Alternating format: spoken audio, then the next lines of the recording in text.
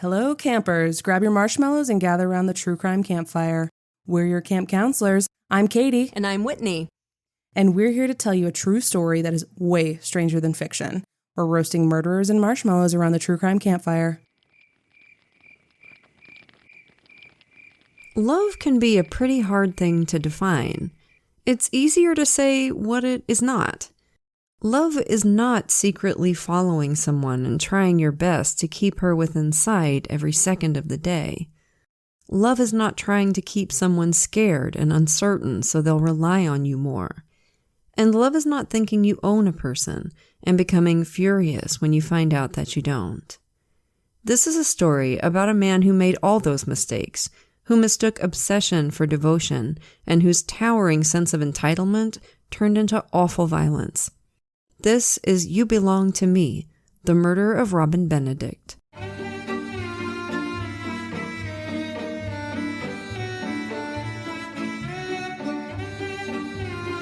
So, campers, for this one we're starting out near the town of Mansfield, Massachusetts, at a rest stop off of I-95, March 6th, 1983. A couple of men were going through the trash cans in the chilly early morning. A new state law had gone into effect at the start of the year, offering 5 cents for every can or bottle brought in to be recycled. Going through trash cans like this wasn't going to make you rich, but you might be able to buy a pack of smokes. In one of the trash cans, they found a brown plastic garbage bag tied at the top. In it was a woman's tan corduroy blazer, and it was wrapped around something. Inside the blazer was a large blue shirt and a small sledgehammer, something you'd use to smash out plaster on an interior wall. All 3 items looked like they had trace amounts of blood on them. The hammer was stuck to the shirt, and stuck to the hammer was one long strand of dark hair. Initially, they just put the bag back in the trash can. They didn't want to get involved in any serious business, but before long, conscience won out and they called the state police. The jacket would soon be identified as belonging to Robin Benedict, a beautiful young aspiring artist and sex worker from Boston, and the shirt as belonging to William Douglas, a brilliant professor at Tufts University Medical Center. He was a frequent client of Robin's and had become obsessed with her, and he was quickly identified as the most likely suspect in her murder. William Douglas was born in 1941 in Saranac Lake, way up in the woods and hills of upstate New York, but grew up nearby in Lake Placid, where his parents moved when he was 5. He was a klutzy, awkward kid who couldn't make friends, which wasn't helped at all by his weird parents. Bill Sr. was a plumber, and Eleanor was a maid, working in both hotels and private homes, and if you've ever wondered, will the maids judge me for making them clean up all this crap? Yes, they will, or at least Eleanor did.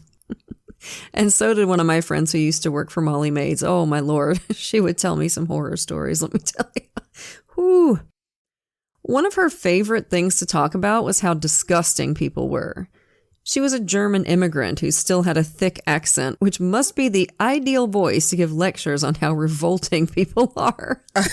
I think I've had nightmares about exactly this, like a stern German woman telling me how disgusting I am. Like, ugh. Some people are probably into that. Oh, God, I just thought of that, too. Eleanor cared a lot about how people behaved and took care to teach little William to be polite. They'd had him when Eleanor was in her 40s, so he was something of a miracle baby who they spoiled and sheltered. Eleanor wanted him to be clean and always in control of himself, and to keep him from picking up bad habits, she discouraged him from spending time with other children. Oh my God. Mom, no. Lake Placid is a resort town. Lots of skiing and skating and hiking and hockey, but not for young William. Why don't you just stay at home with mother and father, read a nice book, and have some Ovaltine? He needed permission to leave the house, and his only rebellion was occasionally sneaking out. When he was caught, his mom and dad would scold him until he burst into tears and begged for their forgiveness. Then mom or dad would pat him on the head and call him their little man, and everything would calm down. This happened again and again. He'd break some stupid little rule, it would be treated as deadly serious, then tears and forgiveness. We shouldn't draw too straight of a line from A to B here, but that sounds to me like a situation where a weird, isolated kid in a kind of frosty home might start to find transgressing kind of exciting. It was pretty much the only time when real emotions were let out. At the start of middle school, the family moved again up to a trailer home in Plattsburgh. William didn't find it any easier to make friends there. He was shy and strange, and whatever other qualities German home cooking might have, low fat is not one of them. William was a tall, pudgy kid who also happened to have a really high, nervous little voice. Middle school kids, as a group, do not tend to be kind to the odd and the strange. In his isolation, William dove into schoolwork, discovering a deep facility with science, especially biology, which took him on to college in Plattsburgh. His dad died in a construction accident when William was in school, leaving him and his mom alone in the trailer. So far, William has just been an awkward nerd, but he already had a cruel streak. Even though she was only in her 60s, Eleanor was in the early stages of dementia, and she was often confused. William either ignored her or bullied her. She was a Christian Scientist and did not altogether approve of his scientific education, so just to irritate her, he'd read out loud from his textbooks. When people visited and Eleanor tried to say something, he'd just tell her to shut up. Nice. Good. We're developing a healthy respect for women, I see. Yeah. College was good for William. He joined a frat and learned to interact with the humans. Unhealthy fasting and crash diets shed some weight, at least for a little while, and he successfully molded himself into an average college man, like if beige were a human being. But he continued to excel academically, and beige plus smart is enough to get you some attention in college. In this case, from a nursing student named Nancy Bolton. William would basically fall for any woman who gave him some attention, and Nancy had a kind of stern Maggie Thatcher vibe. Probably not a million miles away from Mama Eleanor. Yeah. Paging Dr. Freud, Dr. Sigmund Freud. Actually, Freud also came up with the Madonna whore complex, so you might as well just keep him on speed dial for this story. Yeah, Freud on Call is the alternate episode title. William and Nancy got married right after he graduated. A National Science Foundation fellowship paid for a year of postgraduate work at Yale, which changed William's life because he excelled and started to get an ego. He got a master's and PhD in biomedical sciences and soon landed a private research job back in Lake Placid. By this time, his mom had died, an event that didn't seem to move him much. He and Nancy had 3 kids. He published an incredible amount of scientific papers, and eventually he was on the review panel of the National Institutes of Health. The awkward nerd seemed to have built a successful, normal life. How much weight is resting on that seemed to? We don't really know. The story of Robin Benedict was big news in the 80s, so inevitably there was a TV movie about it, which has William wandering into the red light district, being dazzled by all the bright lights and being kind of surprised to find himself in bed with a sex worker. Like, aw, gee, shucks, how'd I end up here? In reality, that's not at all the way things happened. He was already a frequent John by the time of this story, and how far back the habit goes, we'll never know. Certainly not from William, whose science nerd vibe hid a deceptive and manipulative nature. He would absolutely lie to save himself some embarrassment. We do know that somewhere on the road between Mother Strudel and academic stardom, he developed an obsession with porn that soon evolved from Playboy to extreme material about gang rape, bondage, and violent sadism. And if you want some more dime store psychoanalysis, you don't have to squint too hard at William's repressed childhood and strict mother to see where a kink for control and domination would come from. Yeah. You might not even need to squint at all, just kind of look at it. Yeah. In 1978, William was headhunted by the Tufts University Medical School in Boston, thinking his reputation and academic output would help them haul in lots of grant money. He was made an assistant professor and given his own lab to supervise. And it just so happened that the Tufts Medical School sat right next to a neighborhood known as the Combat Zone. I'm sure anybody who plays Fallout 4 just pricked up their ears, but the Combat Zone was a real place, a block and a half of downtown Boston, that in the 70s was officially designated as the Adult Entertainment District. There were strip clubs, pornographic bookstores, and movie theaters, and sex workers of every type on the street corners and in the bars. It was, predictably, an easy place to buy drugs. If you wanted any kind of nasty good time, you came to the combat zone. And as was not uncommon for such places in big cities at the time, it was also one of the few places that LGBTQ people could live without fear of regular harassment. In the early days of the combat zone, the same was even true for mixed-race couples. So this was a wild, accepting, dangerous, criminal place. In 1976, the Wall Street Journal described the neighborhood as a sexual Disneyland, which I doubt the Disney company appreciated. The mouse will have to send his team of lawyers to deal with it. You don't want to mess with the mouse. Oh, man, talk about breaking your thumbs. In 1975, police arrested 97 underage girls for soliciting men in the zone. The way this usually worked at the time, the girls were arrested and the Johns were not. Great. Makes perfect sense, right? This kind of sex work was incredibly dangerous. Women working on the streets were often beaten or mugged, and no one in Boston was more at risk of being murdered. It might have been sexual Disneyland, but this neighborhood was not the happiest place on earth. There was no shortage of bars in the combat zone, but the one Professor William Douglas adopted as his own was Good Time Charlie's, which does not in fact sound like a good time. Depressed-looking men drank at a big circular bar while a couple of topless ladies danced on a small stage under pink lighting, one of them scrambling down every now and again to pump more quarters into the jukebox to keep the disco hits coming. Sex workers stood against the wall, sometimes coming to the bar to ask a prospective client if he wanted to party. Good Time Charlie's had a few rules to maintain their status as the more respectable combat zone bar. There was a dress code for the ladies working there to try and create the illusion that they might just be out clubbing.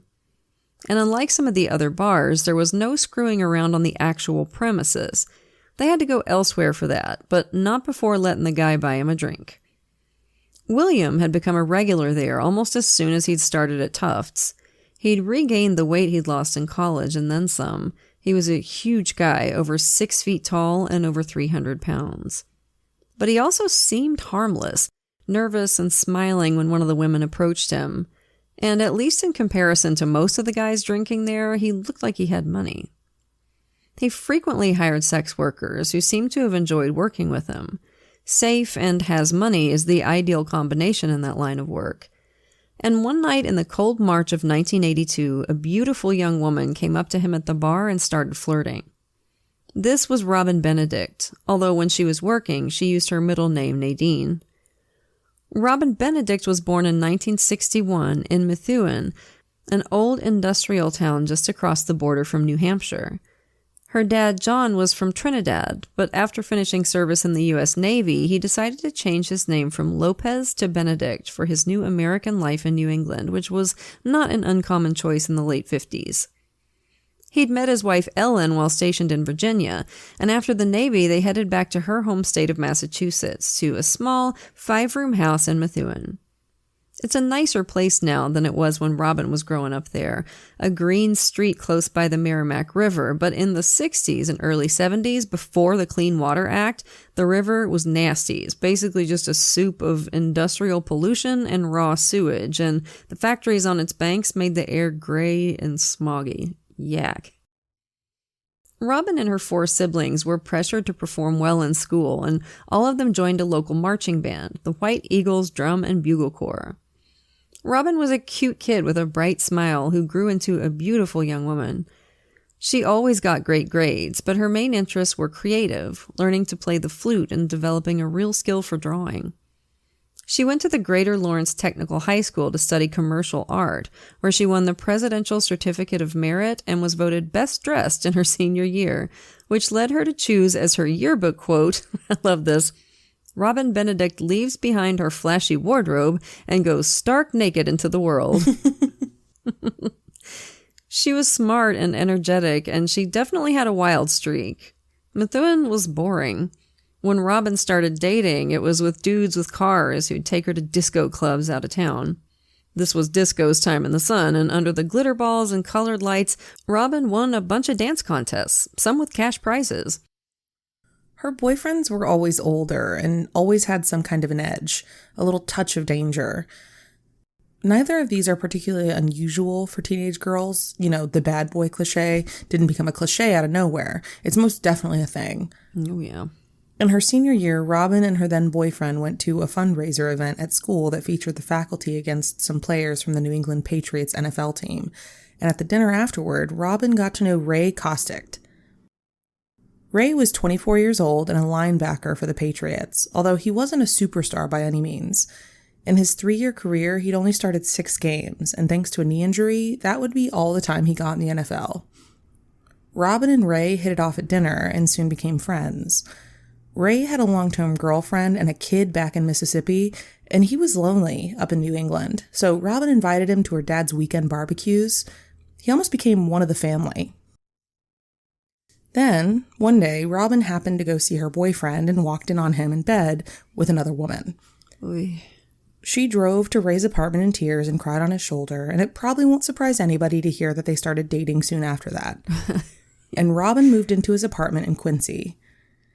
He still kinda had that girlfriend in Mississippi, but, you know, Mississippi was a long way away, and this is before the internet.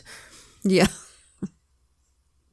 Robin got a graphic design job, and on the surface, she was her usual upbeat self, but things weren't going great with Ray. She was in some ways a tough cookie, but there was kind of a heartbreakingly yearning quality to Robin. She wanted to be loved. And if that meant shaping herself into something new, she'd do it. Ray Kostick was an unusual dude in some ways. He'd formerly had a drug problem and still hung out with a pretty sketchy crowd, but he's also a semi-devout Jehovah's Witness, and he'd go through periods where he'd be racked with guilt about all the partying. Robin had been raised Catholic, but gave it up and took Bible study classes to start the lengthy process of converting to the Jehovah's Witnesses for Ray. When Ray hurt his knee and couldn't play, Robin took care of him and ran errands. But she didn't get the same kind of consideration back. When Ray's Mississippi girlfriend came to visit, he kicked Robin out of the apartment for the weekend. Oh, yeah. I do not like him. No. Robin thought they should have a child together, but Ray had no interest in that. He had a 4-year-old in Mississippi that he barely knew, and he intended to get back there soon. There's a clear difference in how they saw the relationship.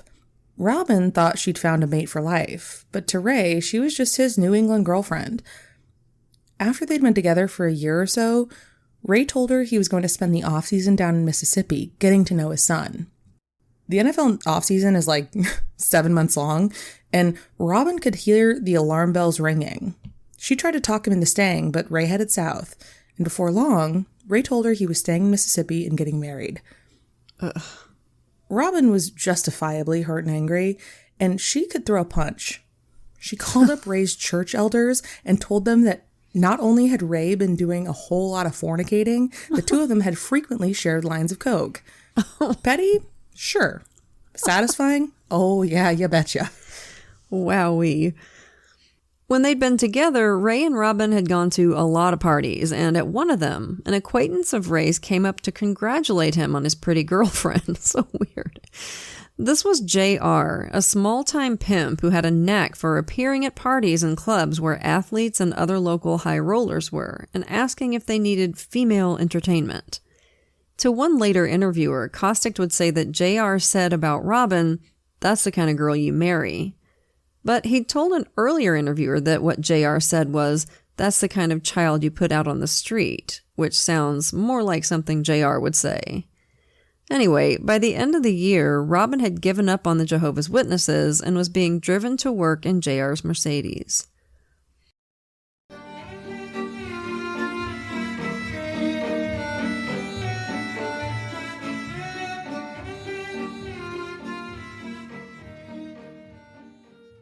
Starting or growing your own business can be intimidating and lonely at times. Your to-do list may feel endless with new tasks, and lists can easily begin to overrun your life. So finding the right tool that not only helps you out, but simplifies everything as a built-in business partner can be a game changer. For millions of businesses, that tool is Shopify. Shopify is the commerce platform behind millions of businesses around the world and 10% of all e-commerce in the US, from household names like Gymshark, Rare Beauty, and Heinz, to brands just getting started. Shopify has hundreds of ready-to-use templates that can help you build a beautiful online store that matches your brand's style. And you can tackle all the important tasks in one place, from inventory to payments to analytics and more. No need to save multiple websites or try to figure out what platform is hosting the tool that you need. And if people haven't heard about your brand, you can get the word out like you have a marketing team behind you, with easy-to-run email and social media campaigns to reach customers wherever they're scrolling or strolling. Start your business today with the industry's best business partner, Shopify, and start hearing. Sign up for your $1 per month trial today at shopify.com/realm. Go to shopify.com/realm. That's shopify.com/realm. From the parents behind Law & Order comes a mystery the whole family can enjoy. Patrick Picklebottom Everyday Mysteries.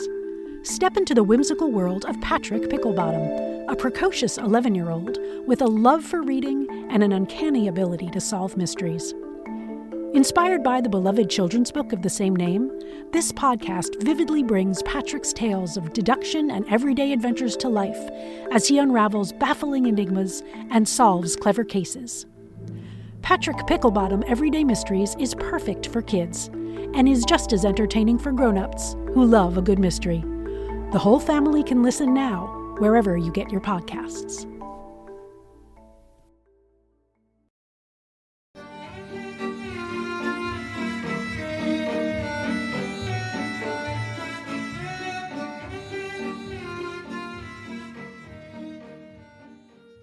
After a short apprenticeship offering massages with extras in a couple of health clubs, JR sent her to the combat zone to make some real money.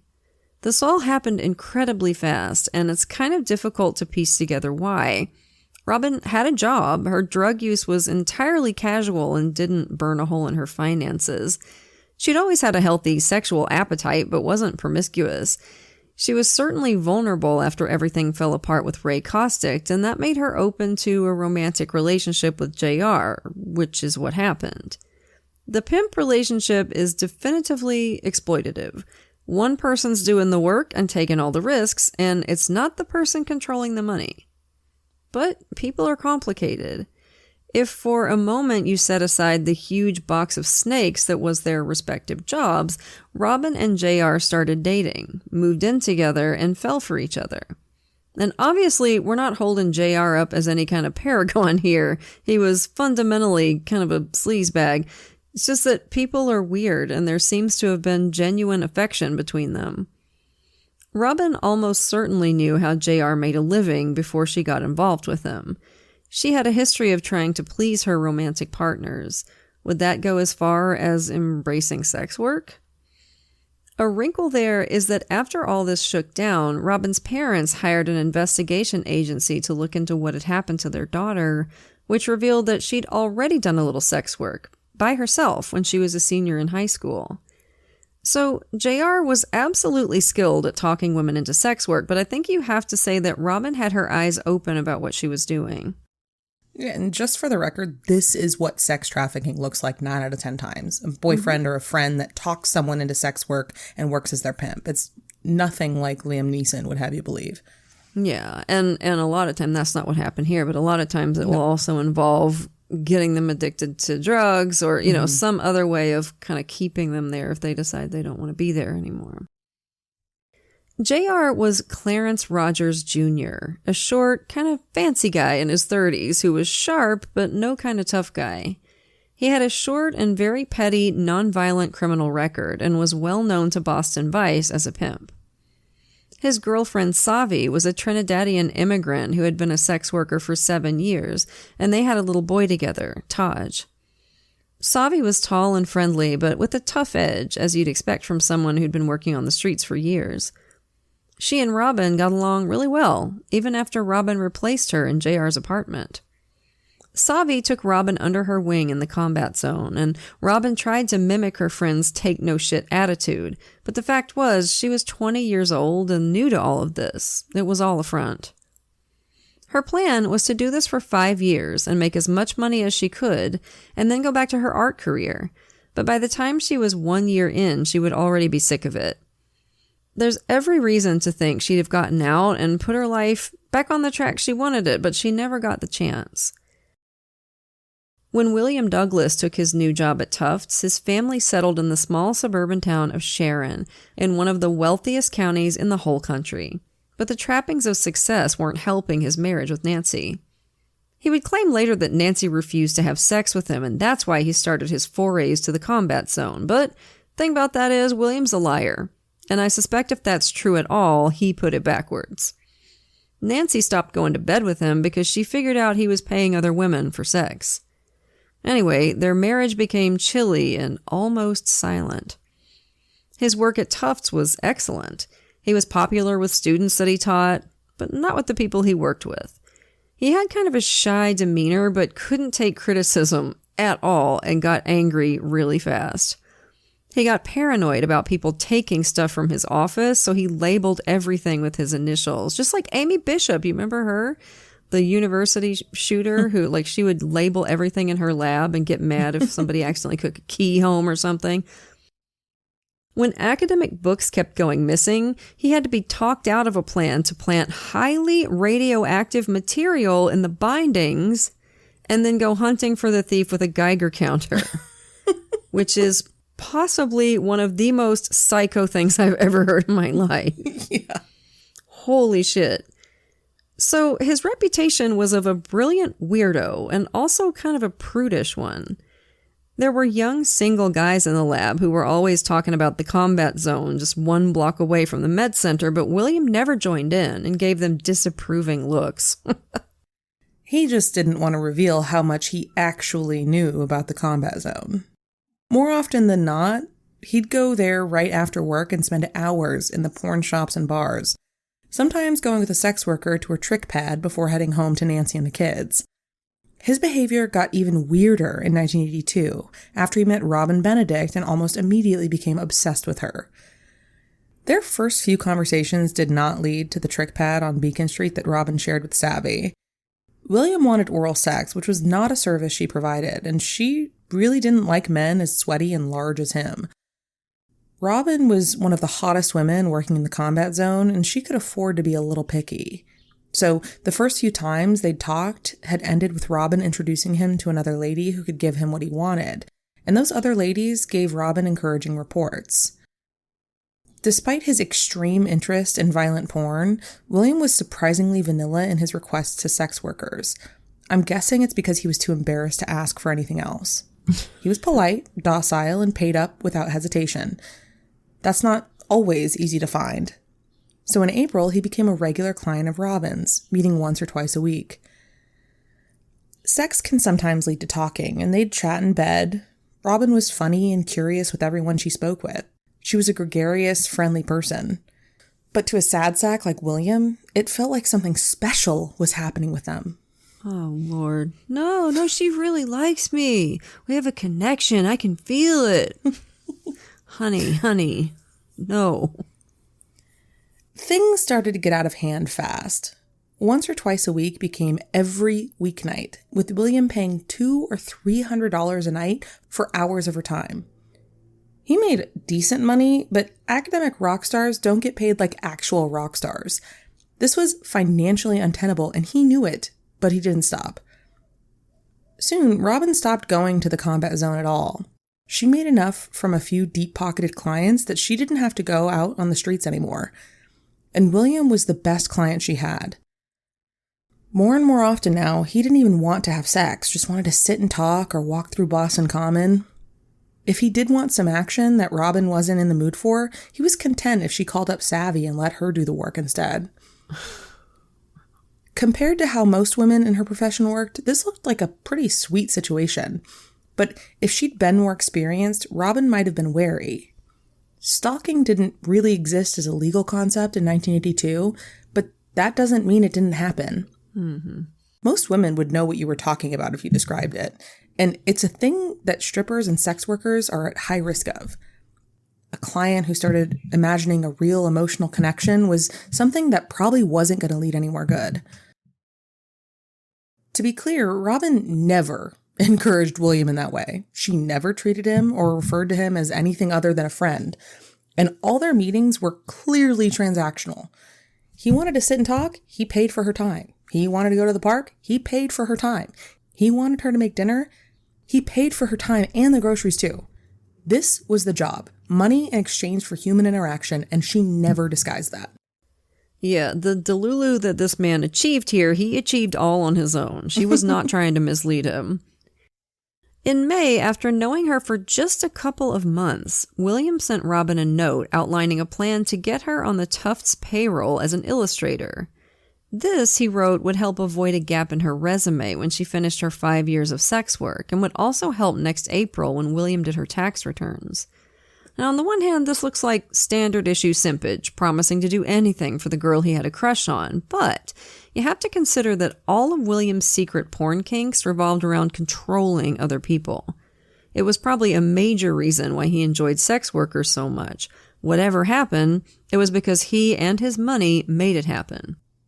And now he was trying to fully insert himself into her life and make himself indispensable, make her reliant on him. It wasn't cute at all. He just wanted to tighten his grip on her. Our main source for this story was Don Stradley's book Boston Tabloid, and he theorizes that what made William obsess about Robin so quickly was that he was fundamentally jealous of her. He was a gray man with a gray life, and the only excitement in it came from his secret porn stash. He'd never turned heads, never broke the rules. And here was this beautiful 20-year-old who, for all her dramas and mistakes, was living a colorful, exciting life where she was widely desired. And despite the tawdriness of her profession, she had a spark of light and energy in her that William had never had. He started mirroring her. If she was going to do cocaine, he would do cocaine. He bought her a little silver Toyota Starlet and then bought himself one too. It's like single white female. So weird. It was a cute car for a 20-year-old, but a ridiculous one for a well-to-do 40-year-old with 3 kids. When he wasn't actually with her, William was usually composing one of endless letters to her. These weren't sexual at all, and were barely romantic, just sappy praising of Robin and whining about how he wasn't good enough for her. Oh my God, I know the exact type, and you do too. Have you ever had a guy go on and on about how unworthy he is of you? And it's like exhausting because he's just fishing. It's like I saw one yesterday on Reddit where the guy said, if you ask 10 women about me, 10 of them would say I look weird. It's like, maybe. Now that you say it, yeah. Yeah, here's a little advice for the dudes out there, just from a lady who's had experience with dudes. If you do this enough, eventually the woman's going to start to think, you know what, maybe you're right. You're not good enough for me. It really, you got to be careful about that shit. They read like they'd been written by a middle schooler with his first girlfriend. He started ending them with, I love you, but Robin told him not to, so he passive-aggressively switched to, I love seeing you. I'm going to do what you tell me, technically, but I'm still going to do what I want, too. Robin's own letters in reply were brief and light and talked only about their friendship. When she'd first met him, Robin had been interested in William and his work. She was naturally curious, and he was certainly a really intelligent man, but it didn't take many of his saccharine letters to turn that off. Sappy and self-pitying had never appealed to her. William was just work. At his own job, William was often late and even more disheveled than usual. He had a couch brought to his office and often slept there. He was short-tempered and distracted and often vanished in the middle of the day. Like so many of the truly brilliant people we've covered, his brain just switched off when he tried to be underhanded, most likely because he assumed every other human being was a drooling idiot. He went ahead and got Robin on the school's payroll as an assistant, saying she was an MIT grad student and paying her $1,000 a month, which that's a lot, purportedly to draw sketches for his various projects. And for 1982 money, basically multiply that by 3.5 for today's equivalent. So, not peanuts by any means. And for sketches that nobody'd ever seen, People in the lab made the fairly accurate assumption that this mysterious Miss Benedict was a mistress. This, obviously, was not William's money to spend. It was also just the tip of the iceberg of how much cash he was ripping off from Tufts. In November, William and Robin were leaving her trick pad early one morning when a couple of vice cops stopped and harassed them, laughing at William when he insisted Robin was his employee at Tufts. They showed him a picture of JR and told him that this was Robin's pimp and that William's money all went to him. William still refused to admit to them that Robin was a sex worker. Robin had been having a hard time with the cops. They always seemed to turn up at her trick pads not long after she'd set herself up, forcing her to find a new place. About half the time when she was with a client, Vice would show up and give her grief. It was like the police always knew where she was and what she was up to. They did, almost, because William Douglas was telling them. Oh my God. It's so creepy. As soon as he'd started seeing Robin, he'd also started secretly following her whenever he could. When he saw her pick up a client, he called the Vice Squad in a fake voice and told them where to come for her. Oh. There's even some suggestion that he was paying one of the Vice detectives to make sure they leapt into action. Unbelievable. He'd called them on this November morning when they got in his own face. It gave him a chance to show a little backbone in front of Robin, and probably gave him a little thrill. Oh, I'm in trouble with the fuzz. Aren't I a naughty boy?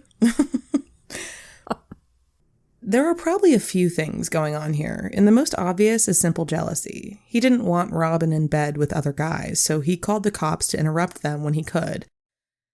But the constant with William Douglas was that he wasn't just a sad sack. There was always something steely and cruel buried inside him. He wanted Robin scared and uncertain, so she'd rely more and more on her safe, friendly professor. But he wasn't safe or friendly. He bought her an answering machine and then later smashed a window to break into her trick pad to steal it so he could listen to her messages and learn more about her personal life. Jesus. He bought her a replacement machine when she moved into a new pad, and before long, he broke in there too. He staged a robbery, throwing things around, and stole $300, the new answering machine, and Robin's address book where she kept the contact information for her regular clients. Oh my God. He'd soon go through it and try to figure out which guys were married. Then he'd call their wives and rat them out for seeing a sex worker. When Robin told him how terrifying it was to be robbed twice in quick succession, he consoled her. Jesus, he's Dennis Reynolds. Yeah. For the Always Sunny in Philadelphia fans, it's the first N in the Dennis system. Nurture dependence. What a frickin' creep. Good gravy. Eventually, Robin noticed William's car following her when she was with other clients. She confronted him, and he denied everything. But she was getting a bad feeling, and she decided to cool things off. By the end of the year, she was changing the way she worked, cruising yuppie bars instead of the combat zone, and doing mostly pretend lesbian sex shows with other ladies. All very theatrical, lots of writhing and moaning, with very little in the way of actual action going on. Yeah, like most lesbian porn aimed at men. When they all have very long fingernails and you're like, yeah, okay. All right. Yeah. Soon, she stepped down her activities significantly, going back to massage work outside of Boston, where she and JR got a little house and started decorating it. This looks like a step towards stopping sex work, although not leaving the biz entirely. She'd be JR's kind of normal girlfriend while he made money from other women. As to whether she'd stay with JR, who knows? She was 21 years old and absolutely still had the real possibility of a bright future. She still wanted to do her art. I think she'd have ditched him before long. Meanwhile, at Tufts, a routine audit of William's lab turned up some eye-opening expenses. There were claims for business trips he'd taken all over the country, even one for Sweden that no one could remember William ever going on.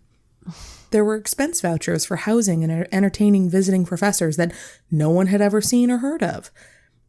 And most of all, there was a huge stack of expense vouchers for the mysterious Robin Benedict, the MIT grad student that no one had ever met.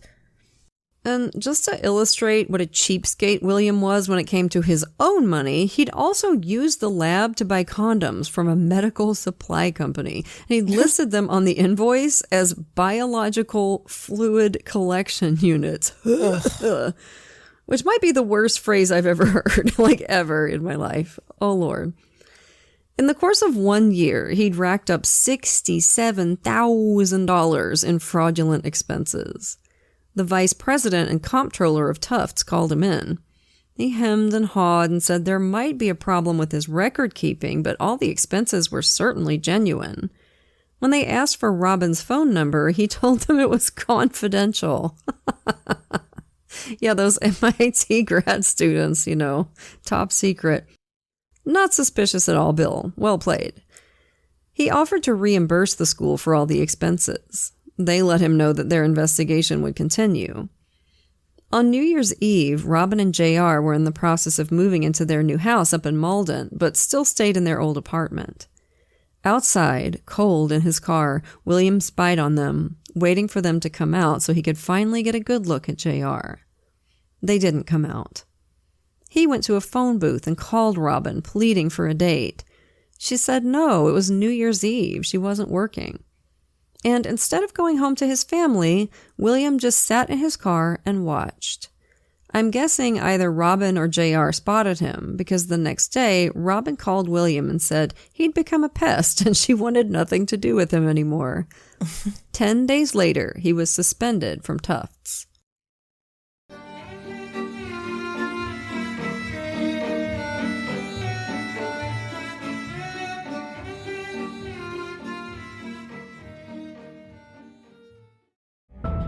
The war is over, and both sides lost. Kingdoms were reduced to cinders, and armies scattered like bones in the dust. Now the survivors claw to what's left of a broken world, praying the darkness chooses someone else tonight. But in the Shadow Dark, the darkness always wins. This is old school adventuring at its most cruel. Your torch ticks down in real time, and when that flame dies, something else rises to finish the job. This is a brutal rules-light nightmare with a story that emerges organically based on the decisions that the characters make. This is what it felt like to play RPGs in the 80s, and man, it is so good to be back. Join the Glass Cannon podcast as we plunge into the Shadow Dark every Thursday night at 8 p.m. Eastern on youtube.com/theglasscannon, with the podcast version dropping the next day. See what everybody's talking about and join us in the dark. I'm Mandy. And I'm Melissa, and this is Moms and Mysteries. We're two Florida moms obsessed with true crime. From infamous cases like Ellen Greenberg to shocking Florida stories like the Dan Markel killing. With 55 million downloads, we bring you new deep dives every Tuesday and Thursday. Listen to Moms and Mysteries on Apple Podcasts, Spotify, or wherever you get your podcasts.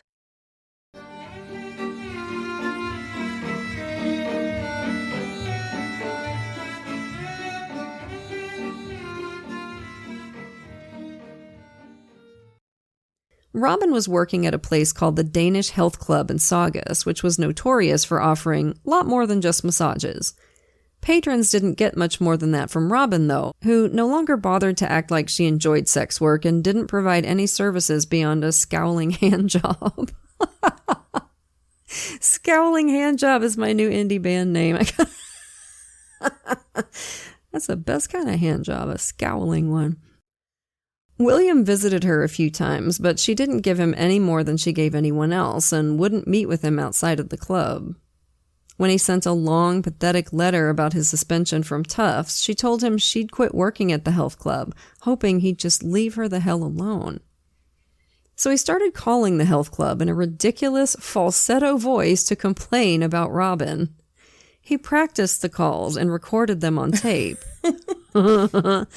The police later found one with him saying, "Is your whore from the combat zone working tonight? Robin Benedict, you know we're going to close that fucking place of yours for bringing whores from the combat zone back here."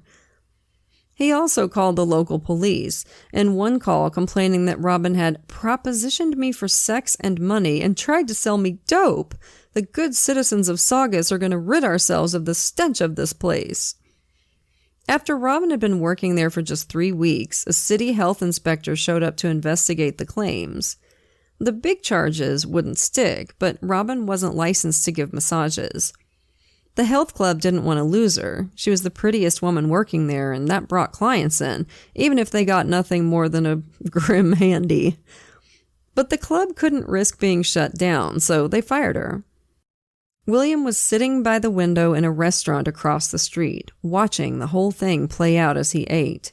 He'd been following her almost constantly since his suspension, spying on her with high-powered binoculars.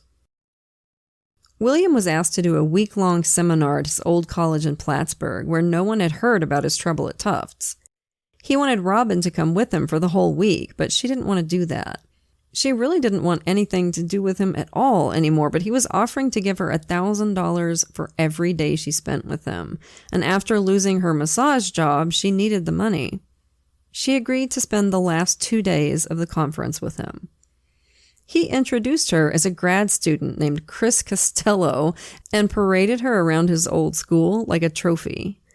A couple of weeks later, Robin and William met and argued so much about the $2,000 he owed her that he had chest pains. They rushed to the hospital, where the doctors found nothing wrong with him at all. I think he faked the whole thing to get out of the argument and elicit sympathy from Robin. He probably didn't expect her to be worried enough to call his wife Nancy, and she soon arrived at the ER. Robin introduced herself as Chris and immediately got the hell out of there. "That's the girl, isn't it?" Nancy said. She'd long ago figured out that William was having some kind of affair. He was out all night, burning holes through their bank account. It wasn't exactly complicated. In fact, she'd say later that he'd been acting this way for years. He hadn't known Robin for even 1 year at this point. He'd started trawling the combat zone almost as soon as they moved to Boston in 1978. A few months earlier, he'd admitted to Nancy that he had a girlfriend. He'd asked if she wanted a divorce, but she'd been determined to try and fix their marriage. By now, she was mostly just depressed. On March 2nd, Robin called Nancy at home and said, "Bill wants to see me, but I no longer want to see him. Please keep him away." On March 4th, William called Robin. He'd say later that he was trying to reason with her. March 5th was a Saturday. Robin went out to buy a gift for Taj, Savi and JR's young son, whose 4th birthday was the next day. At around 7:45, Robin went by Good Time Charlie's and told Savi she'd pick her and Taj up the next day for a birthday party. After that, she went out for a getting-to-know-you dinner with a prospective client, a wealthy real estate developer. She left at about 9:45, saying she had to meet someone else, and that was the last anyone ever saw of her. This case does feature a confession of sorts from William, which we'll get to later, but it's obviously ridiculous and no one should believe it.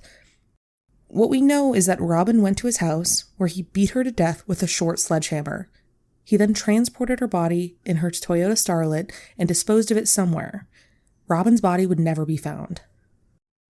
He wrapped the bloody hammer in her tan jacket and one of his own work shirts and ditched them in a rest stop garbage can. William then drove her bloody car down to New York and abandoned it in a parking garage. If there was any plan at all in covering up Robin's murder, it was a terrible one. The state police were called in to the rest stop the next morning after the bloody hammer was found. And William doesn't seem to have considered that people take actions of their own. Robin had told Savi she was going to William's house to collect some money he owed her, and when Robin hadn't shown up for the birthday party, Savi got worried. It wasn't the kind of thing Robin would miss. She called a cop she knew in Vice. "It's the doctor," she said. "It's gotta be." Robin's dad soon reported her missing. When police asked him if she owned a tan corduroy jacket, he said yes, his heart falling. The jacket had been found around the bloody hammer. The police started to think Robin was probably dead. When investigators first spoke to William on Tuesday, he had a big bandage on his forehead. He said he'd hit his head against the cabinet door. Later on, he said he'd been mugged at the Amtrak station and been hit on the head. He admitted he knew Robin was a sex worker, but insisted she was also a Tufts employee, and he had never been a client of hers. She'd come over on Saturday to drop off sketches and pick up paperwork and had left around midnight. The police grilled JR, but he had an alibi and seemed genuinely distraught about Robin's disappearance. William was much calmer in his police interview, but strange, and kept telling obvious lies with complete confidence.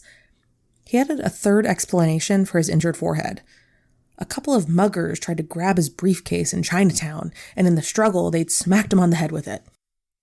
He also said that shortly before Robin's disappearance, he'd gone to see Tootsie, and when he'd come out, his car had been stolen. The next day, he'd spent the afternoon with Robin, but when he'd left the building, 3 black men had grabbed him and thrown him into the back of a van. They punched him and yelled at him for an hour while the van drove around, telling him to stay away from Robin, then ditched him in an alley right next to where his stolen car was parked. Utter, insane nonsense, of course. To this day, it's pretty common for white people inventing crimes to inject racial minorities as the perpetrators, and I suspect it was even more common in 1983. But in addition to just the basic racism, JR was black, and William was trying to steer the investigation toward him, telling detectives that JR and Robin had been fighting a lot. Police executed a search warrant for William's house at 12:40 a.m., 2 weeks after Robin had disappeared. The house was filthy, trash and dirty laundry everywhere. A stick of butter sat unwrapped on the living room floor. There was an empty bucket of popcorn in the bathtub, and you had to step over a TV to get to the toilet. The place looked like, and probably was, somewhere where 2 deeply depressed people were living. Detectives showed the hammer to both William and Nancy, who both said they'd never seen it. It didn't take the investigators long to find the box in the bedroom closet that held William's porn stash. It contained titles like Illustrated Gang War Torture and Little Sarah's Slave Trading. They found an envelope containing a pair of pink women's panties, 2 of Robin's address books, and several of her credit cards. Elsewhere, officers found a yellow plastic bag that held Robin's purse and her flute. There was also a clipping of the first Boston Herald story about Robin, Distraught Dad Hunts Daughter. When they showed all this to William, he just acted confused. Like, gosh, yes, all this certainly was Robin's, but he had no idea how it had ended up in his house. Maybe her boyfriend had broken in and planted it? Investigators found some of William's shirts that were just like the one found at the rest stop, and trash bags just like the one it had been stuffed into. William was weirdly calm throughout this. At one point, he just went upstairs to bed and tried to go to sleep. Investigators would later suspect that the bed was where he'd killed Robin, and he was just trying to keep them from taking too close of a look. Crime scene techs used luminol to try and find blood evidence, but the house was so filthy that the whole place lit up. They did find some blood evidence on the right pocket of a blue windbreaker. They asked William if the coat was his. "It looks like mine, but I'm not going to say it's mine," he said. They would later assume he put the hammer in the pocket while he was moving Robin's body. Deep in the pocket was an inch-long piece of flattened gray material. One of the cops thought it looked like a piece of snot. It would actually turn out to be part of a human brain. At this point, everyone knew that William had killed Robin, but the DA was wary about jumping the gun on a murder case with no body.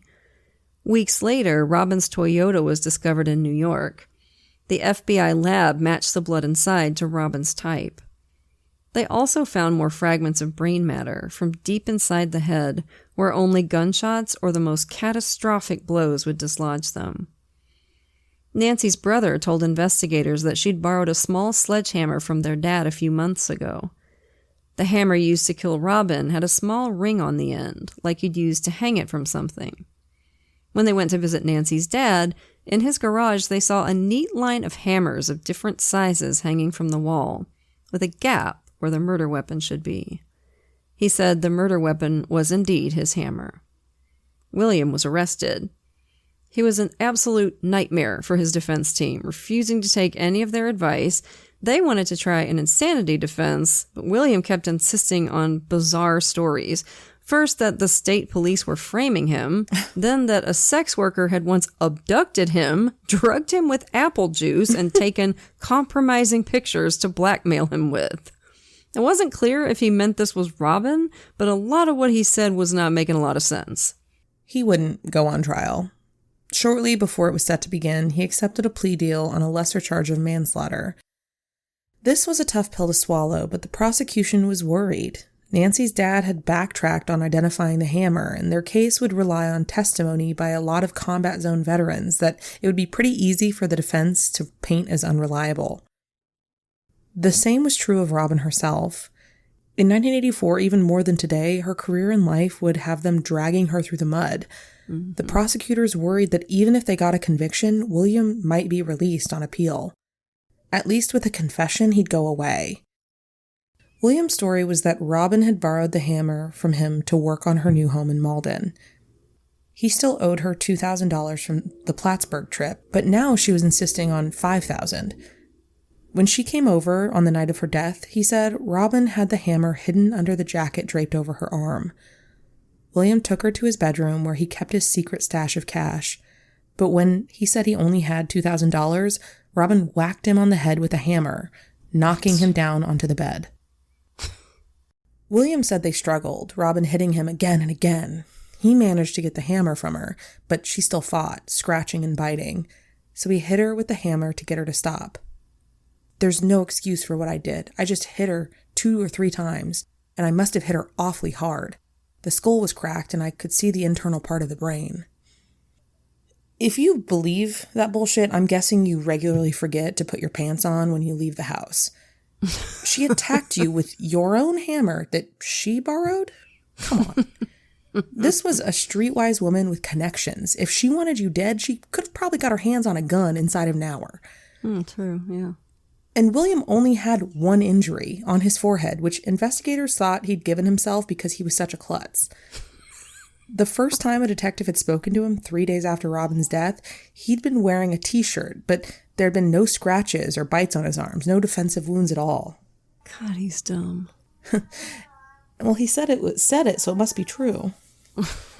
People don't lie.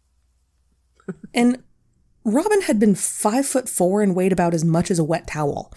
The idea that this big Hulk William could only defend himself from her by killing her was just ridiculous. The only thing that probably wasn't a lie was that Robin had gone there to get the money he owed her, the $2,000 for Plattsburgh. He'd lured her to the bedroom by saying that was where the money was, and then just started hammering furiously at her head until her skull was crushed. He said he put the bloody jacket, hammer, and shirt in the garbage bag, then wrapped Robin's body in a comforter and dragged her out to the trunk of her Toyota. He dumped the hammer and clothes at the rest stop, then drove to Providence and shoved Robin's body into a dumpster. There's no way to know if that was true.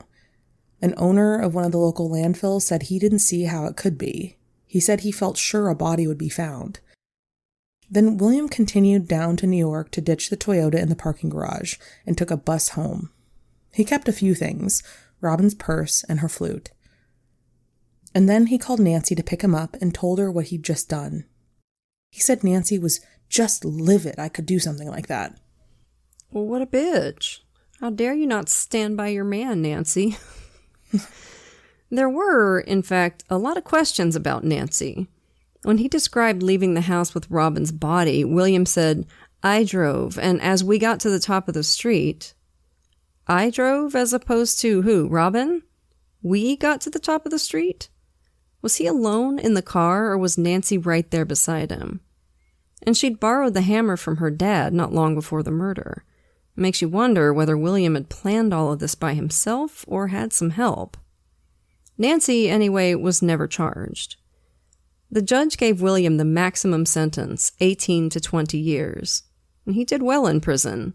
The only time he got in trouble was in 1987 when a female visitor got a little too friendly with him in the visitor's room, and when a guard made them stop, she still had the evidence of the encounter all over her fingers. This was not Nancy, who had stoically stood by her murderer husband and possible co-conspirator.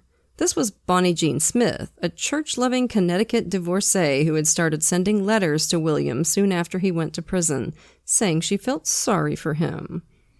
I'm not sure how explicitly the Catholic Church excuses hand jobs to convicted killers, but within 7 months of that visit, William was divorced from Nancy and married to Bonnie Jean. To the disgust of many people and the horror of Robin's family, William Douglas was released early in 1993 after serving less than 9 years. He slipped into obscurity, his obsessive nature grabbing a hold of Bonnie Jean's religion. As if he wasn't already insufferable enough, he became one of those people who won't shut up about church. Bonnie Jean died of cancer in 2002. William's own health declined, and he died in a New England nursing home in 2015. A spokesperson for the home said, "Sometimes you'd hear nurses talking about him, saying there was a murderer on the floor. Of course, he wasn't the only murderer we had." Which, what? You're just going to drop that and not elaborate? Girl, come on. I was like, no, what? To who? Tell me more. I guess those places aren't as boring as you might think. Those, senior homes or whatever. So there you go. Another case of obsession turned fatal. Obsession and I think a large dollop of entitlement. I want you. I've chosen you. You don't get a say in the matter. For all William's claims of eternal devotion, he couldn't even care enough about Robin to respect her right to tell him to screw off. He didn't love her. He wanted to own her. And I've never seen that end in anything but tears. Now, before we go, don't forget about our 2 live shows coming up. First, we've got Summer Camp, September 10th through the 13th, an amazing 4-day festival in Equinunk, Pennsylvania, hosted by Dan and Lindsay Cummins of Time Suck and Scared to Death. We'll be performing live alongside them and the podcast Astonishing Legends, in addition to a roster of awesome stand-up comedians and local bands. Go to badmagicproductions.com for more info and to buy tickets. And then we've got our True Crime Cruise, Crime Wave 2.0, February 8th through 12th, 2027. If you want to come on vacation with us and some of the biggest true crime and paranormal podcasts in the world, like Case File, True Crime Garage, No Sleep, Last Podcast on the Left, and Scared to Death, here's what you got to do. Tickets are on sale now, and they're going fast. So if you want to go, make sure you get over to crimewaveatsea.com/campfire and book your cabin ASAP. You'll get $100 off, plus a private meet and greet with us. And the great thing is you can pay all at once, or you can set up a payment plan and pay it off over time. So get on it, y'all. That's crimewaveatsea.com/campfire. So that was a wild one, right, campers? We'll have another one for you next week. But for now, lock your doors, light your lights, and stay safe until we get together again around the True Crime Campfire. And as always, we want to send a grateful shout out to a few of our lovely Patreon supporters. Thank you so much to Cassandra, Ian, Jen, Colleen, Christina, and Katie. We appreciate y'all to the moon and back. And if you're not yet a patron, you're missing out. Patrons of our show get every episode ad-free at least a day early, sometimes more, plus tons of extra content, like patrons-only episodes and hilarious post-show discussions. And when you join the $5 and up categories, you get even more cool stuff. A free sticker, a rad enamel pin or fridge magnet while supplies last, virtual events with Katie and me, and we're always looking for new stuff to do for you. So if you can, come join us at patreon.com/truecrimecampfire.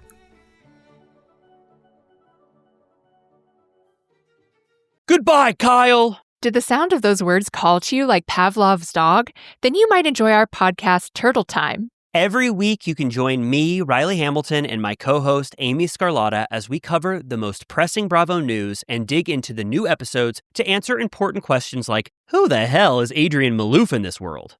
Listen to Turtle Time on Apple Podcasts, Spotify, or wherever you get your podcasts. New episodes every Wednesday and Friday. There are vampires out there. They walk among you, shoulder to shoulder in the dark. Heading to work, heading home, going to the bar. It's a life just like anyone else's, and I have grown used to it. To the darkness, to the moon, to the taste of blood on my tongue. But vampires are dying out. We are a fading kind, and I am the first one created in so long, and that is a dangerous thing to be.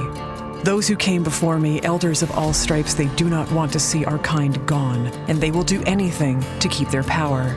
And for myself, and for Grace, who created me, that is a sword that hangs above our heads. And the worst person of all carries our secret, and he will use it however he sees fit. Who do you look to when things are at their darkest? From the creators of Parkdale Haunt comes Woodbine, a podcast about monsters, dreams, and changes, those you want and those you never saw coming. Season 2 arrives September 24th, distributed by Realm.